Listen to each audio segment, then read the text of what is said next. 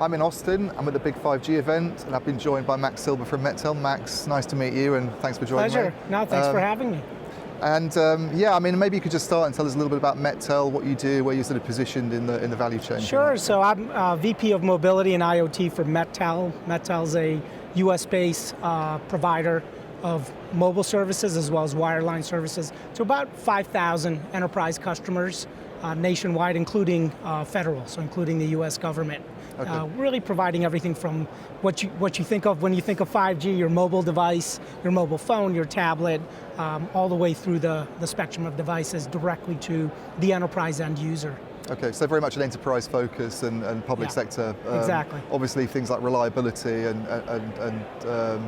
you know, having trustworthy services is going to be important in that kind of market, I guess. Incredible, not just for the initial deployment, so we kind of, you know, what we try to replicate for end users, and we've all seen this massive transformation over the last couple of years, obviously because of the pandemic. You know, I always kind of kid and say, well, we've been screaming as technologists for 10 years for digital transformation, finally happened over the last 2, so we're delivering devices to end users regardless of where they are. They could be office-based, they could be home-based, and those devices really are ready to configure over the air, so the user just has to hit the power button and get that complete experience.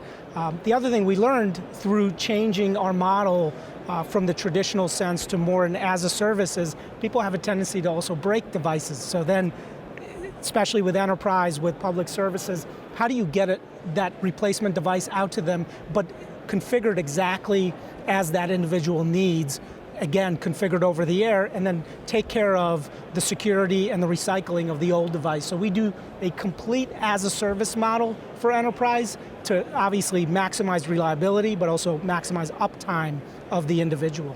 And does this put you in quite a unique position? I mean, when you look at the competitive landscape, you know, the sort of things you're talking about to do with that flexibility and that as a service model. I mean, see a lot of people doing that at the moment? So I think we like to think of ourselves as on the bleeding edge, so we kind of took the leap as the pandemic started, and it was a great decision. We knew that because all our customers, our existing customer base that were going through re-signing or going through a renewal, all moved their platforms to this type of as-a-service model, just because it made better financial sense, and because it solved a very significant problem.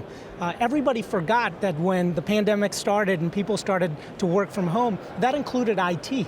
So we could no longer ship, you know, pallets worth of equipment to someone's location for them to distribute out to employees and provision over the air for cybersecurity and applications.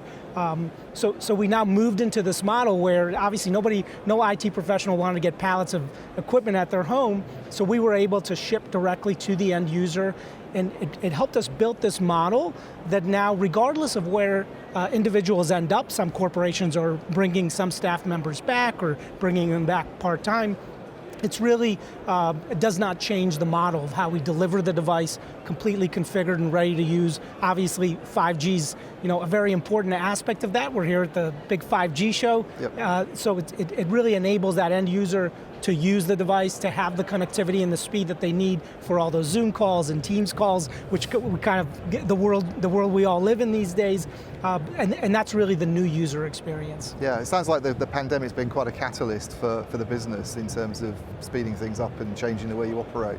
Yeah, I look at it and I say we have decentralized the workforce. It took about 100 years to get to this point, but in the last 2 years we've essentially completely decentralized a global workforce, and now we have to be able to, as technologists, as providers, be able to change our model to deliver that experience to the end user so that all the end user should ultimately have to do is just hit the power button to turn the device on. And you before we came on, you were talking about the cloud and cloudification and how important that is. I mean, are you sort of working with any of the public clouds there? I mean, what kind of models are you sort of supporting? So we rely on our customers to tell us where they are in that journey, and then we help them layer whatever cloud services or whatever cloud infrastructure they use today onto those mobile devices. So we have 5,000 customers. I always say we have 5,000 unique deployments because every one of those customers has their own version of whether they use public cloud or private cloud or a hybrid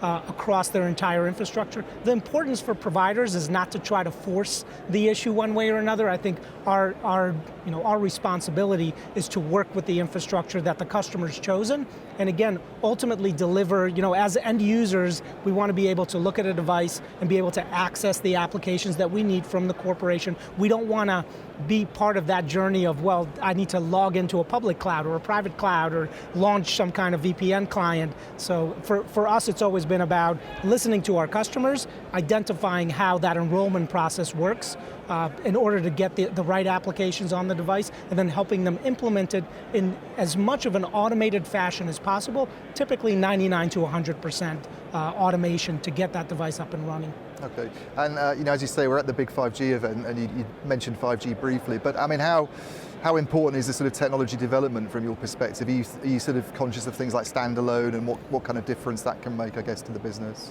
So I think the big discussion we always have is, are we ready to really cut the cord? Are we really there? I think we're much closer than we were, even a year ago, especially here in the US when the FCC and FAA finally agreed to allow C-band 5G to be available through some of the large carriers here. That really enabled your average device to probably double or triple, your average 5G device to double or triple the speeds available. So now you're in the realm of, we have enterprise customers that ask their home-based employees not to use their home Wi-Fi, to just rely on that 5G connection. So we're getting closer and closer. I think the last step that's still lacking is, I'd love to believe that everyone just lives on their phones, but you typically need some kind of PC or laptop. We are getting there. There's been some recent launches. We've done a lot of work with big technology companies like Qualcomm to get into that millimeter wave laptop. So again, you have Microsoft launching Windows 11 that allows you to configure the device over the air using a cellular connection now, and you've got that in conjunction with devices becoming available that are 5G millimeter wave. Now we potentially are getting much, much closer to a fully enabled end user that doesn't rely on any foreign networks. It's really just the network provided as part of the device from the organization. Yeah, it's interesting, millimeter wave, because in a lot of parts of the world they're still sort of struggling to figure out the use case, but that's quite an interesting one that you mentioned, to be able to take advantage of that. Yeah, I think it comes down to speed. It comes down to, we're going to keep going down this journey. The further we go down, the lower the latency, and the lower the latency, the more we can really move into a full cloud computing model, where those edge devices, whether they're mobile phones or laptops or anything else, can really function as edge devices on that cloud. Yeah. Well, lots of developments ahead of us, I'm sure, and perhaps we can get together next year and see where things are then. But looking forward to it. Yeah, thanks very much for joining me, Max. Thank you, appreciate it.